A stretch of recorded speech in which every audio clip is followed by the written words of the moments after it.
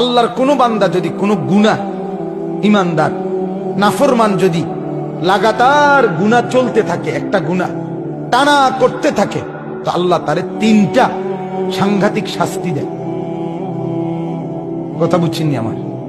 মানে একটা হলো আমার গুনাহ হয়ে গেছে, আমি ছেড়ে দিছি, আবার সাথে সাথে ভুল হয়ে গেছে।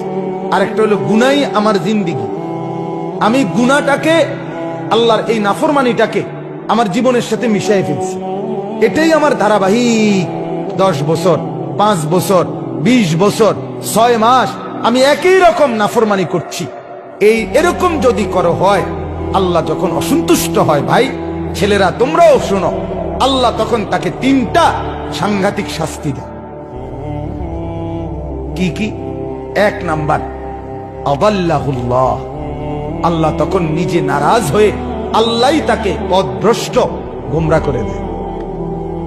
যা, ঠিক আছে বান্দা, আজ 6 মাস আমাকে মনে পড়লো না, আজ 6 বছর আমাকে মনে পড়লো না, আজ 20 বছর এক টানা এই গুনাহ করছো, ছাড়তে পারলা না, ঠিক আছে, লম্বা সময় আজকে আমি সিদ্ধান্ত নিলাম, তুমি বান্দা, আদাল্লাহুল্লাহ, আমি তোমাকে গোমরা করে দিলাম, জান্নাতের রাস্তা থেকে সরায় দিলাম, যা নাফরমান, এবার তুই যেদিকে মন চায় যা। এটা আল্লাহ করে। 2, ও খাতামা আলা সামঈহি ওয়া কলবি, কোরআনের আয়াত। আল্লাহ বলে 2 নাম্বার শাস্তি দেই, গুনাহ যখন লম্বা হয়, নাফরমানি যখন দীর্ঘদিন হয়ে যায়, আমি আল্লাহ নারাজ হয়ে একদিন কান এবং অন্তর, এই 2টার মধ্যে মোহর মেরে দিই। ও খাতামা আলা সামঈহি ওয়া কলবি, কানে এবং অন্তরে আল্লাহ বলেন আমি মোহর মেরে দিই। অর্থাৎ তখন আর এই কান হকের কোনো কথা, আখিরাতের কোনো কথা শুনে না। এই অন্তর আল্লাহ পরকাল, আখিরাত, মৃত্যু পরবর্তী মিজান, হাসর নসর কিছুই আর এই অন্তর বোঝে না, মোহর মেরে দেয়, একবারে সিল মেরে দেয়। 3, ওয়াজআলা আলা বাসারিহি গিশাওয়া, আল্লাহ বলে আমার নাফরমানি যখন বেড়ে যায়, আমি 3 নম্বরে চোখের সামনে পর্দা ফেলে দিই। আচ্ছা এবার বলেন তো, আপনি বলেন, একজন বুঝের মানুষও যদি ভাবেন, আপনি বলেন, আল্লাহ যদি কাউকে পথ ভুলাইয়া দেয়, আল্লাহ যদি কারণ কান আর অন্তর মোহর মেরে দেয়, আল্লাহ যদি কারো চোখের সামনে পর্দা ফেলে দেয়, এবার তারে হেদায়েত দিবে কে? বলো না ভাই, তোমার এবার আলোর পথ দেখাবে কে? তোমার এবার জাহান্নাম থেকে বাঁচাবে কে? এই ঠিক এই কথাটাই আল্লাহ কোরআনে বলছে। এরপরে কথা এটাই, ফামান ইয়াহদিহি মিন বাদিল্লাহ, রব্বুল আলামিন বলে, বন্ধু আমি যাকে গোমরা করে দিলাম, আমি যার কান আর অন্তর মোহর মেরে দিলাম, আমি যার চোখের উপরে পর্দা ফেলে দিলাম, এবার বন্ধু বলেন তো, ফামান ইয়াহদিহি মিন বাদিল্লাহ, আমি আল্লাহকে বাদ দিয়ে বলেন তো এই নাফরমানকে হেদায়েত কে দিবে? কে দিবে? আর কোত্থেকে আলো পাবে? দুনিয়া তো চলবে বাপ। আপনি এবার বলেন, আমি রাগ করে নাই, বুঝার জন্য বলি, আজকে যার বয়স 60 বছর, 50 বছর যে মুরব্বীর বয়স, এবড়া এখনো বিড়ি খায়, আপনি মনে করেন তো এবড়ার এই নাফরমানিটা যে কতদিন ধরে? কথাটা বলেন, 60 বছর 50 বছর ধরে লাগাতার আপনি একই রকম বিড়ি খেয়ে যেতেছেন, সিগারেট খাইতেছেন। আজকে 30 বছর আপনি একই রকম চা দোকানে বসে টেলিভিশন নর্তকীর নাচ দেখেন, কথায় কথায় গালি দেন। আপনি বলেন তো চাচা, আপনার গন্তব্য কোন দিকে যাচ্ছে? বলেন, গুনাহ কত লম্বা হয়েছে বলেন তো? আজকে 20 বছর মনে করেন যার ঘরে রঙিন টেলিভিশন চলে, একই রকমে প্রতিদিন স্ত্রী ছেলে মেয়ে নাচ গান সিনেমা নাটক দৃশ্য উলঙ্গ পনা দেখে, এই ঘরের হালাতটা কি মনে হয়? কত গুনাহ কত বছর কথা বোঝেন নাই আমার? 20 বছরও আপনার গুনাহটা ছাড়বার কথা মনে হইল না। এটা যে এত বড় গুনাহ, এর দূর বিবেকে আসলো না। আপনার পরিণতিটা কি? কি মনে হয়? কি মনে হয়? আজ 30 বছর বাজারে ব্যবসা করে, 10 বছর ব্যবসা করে, প্রত্যেক দিন ওনার ব্যবসা একই জিনিস ওজনে কম দেয়, ঠকায়, মিথ্যা বলে, ধোকা দেয়। আপনি বলেন তো ওনার পরিণতিটা কোন দিকে যাচ্ছে? বুঝাইতে পারলাম কিনা? ছেলেরা, বাপ, তোমরা এবার বলো, আজ 6 মাস মনে করো, 6 মাস বা 1 বছর তুমি কোনদিন ফজরের নামাজ একদিনও পড়লা না, তুমি জানো না ফজরের নামাজ কখন পড়ে, কয়টায় পড়ে। বলো না ভাইয়া, তোমার জিন্দেগি কোন দিকে যাচ্ছে? যদি এমন হয় একদিন আর মনে না পড়ে তুমি মুসলমান, কি হবে তোমার?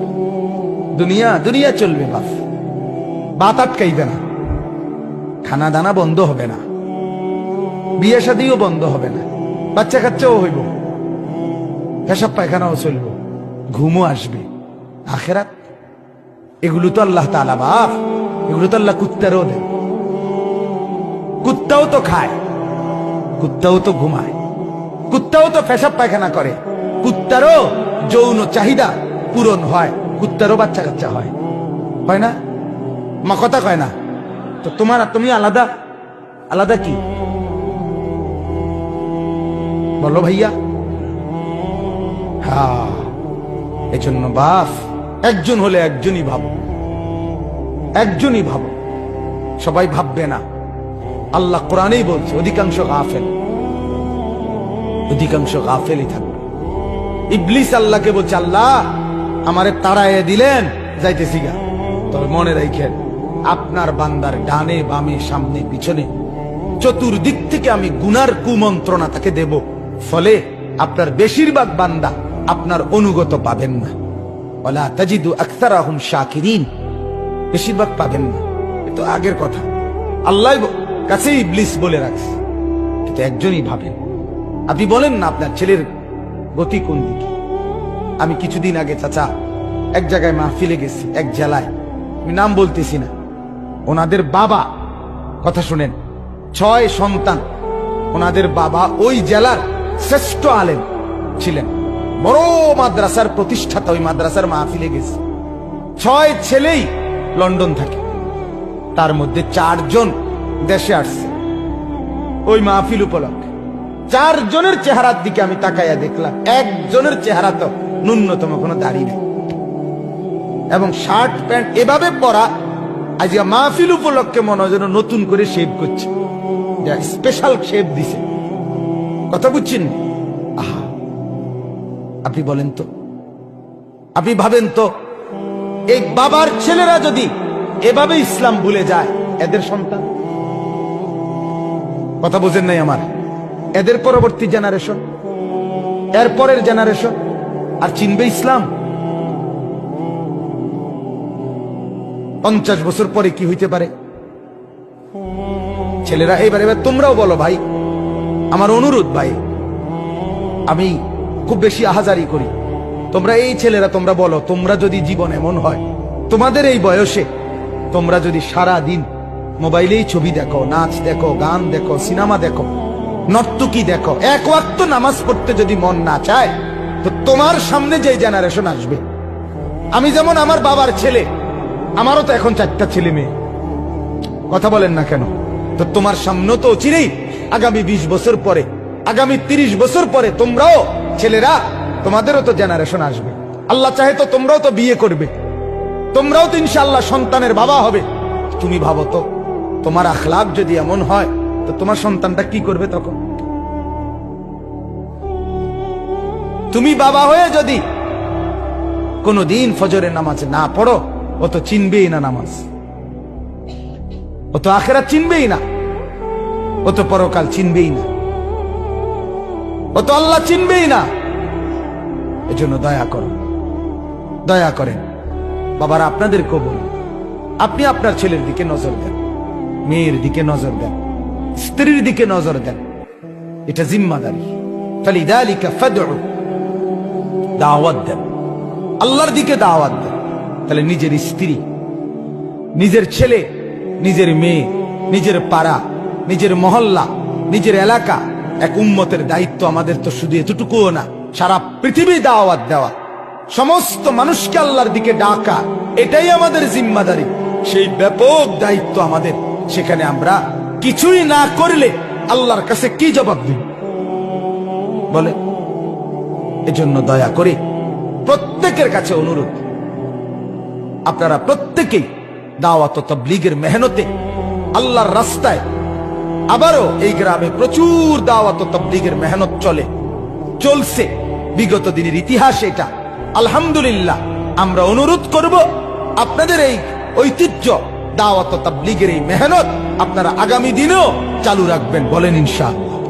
আপনাদের এই ছেলেগুলোকে প্রত্যেকটাকে দাওয়াত ও তাবলীগের সাথীদের সাথে জুড়ায় দেন, আল্লাহর দ্বীনের পথ ধরায় দেন। তবে শুধু খেয়াল করেন এতটুকু, দেখবেন ইনশাআল্লাহ এদের চেহারা বদলে যাবে, এদের আখলাক বদলে যাবে। এরা মুসলমান, এদের বাবা মুসলমান, এদের মা মুসলমান। এরা জন্মের পরে কানে নর্তকীর আওয়াজ শুনে নাই, আজান শুনছে, গান শুনে নাই। এদেরকে গুনাহ ভুলায় দিছে, নারীর ফাঁদ ভুলায় দিছে। ইনশাআল্লাহ ধুয়ে মুছে সাফ করে দিলে দিল আবার স্বচ্ছ আয়নার মতো পরিষ্কার হবে, আল্লাহর জন্য জান বাজি করে লড়বে ইনশাআল্লাহ। লড়বে, এই ছেলেরাই লড়বে, এই ছেলেরাই লড়বে। সারা দেশ জুড়ে আলহামদুলিল্লাহ মুসলমানের অগণিত যুবক আল্লাহর দ্বীনের জন্য এগিয়ে আসতেছে, বলেন আলহামদুলিল্লাহ। অতএব দাওয়াত, এই মিশন আপনারা প্রত্যেকেই আপনাদের জীবনে বাস্তবায়ন করবেন। ছেলেরা ইনশাআল্লাহ, যে ছেলেরা আছেন এখানে, ভাই তোমরা ভাই নিয়ত করো, তো এমনি নিয়ত করো না হাত তুলে যে আমরা আল্লাহর রাস্তায় সময় দেবো ইনশাআল্লাহ। নিয়ত করো ভাই, আল্লাহ তাআলা তৌফিক দান করেন, আল্লাহ তাআলা কবুল করেন।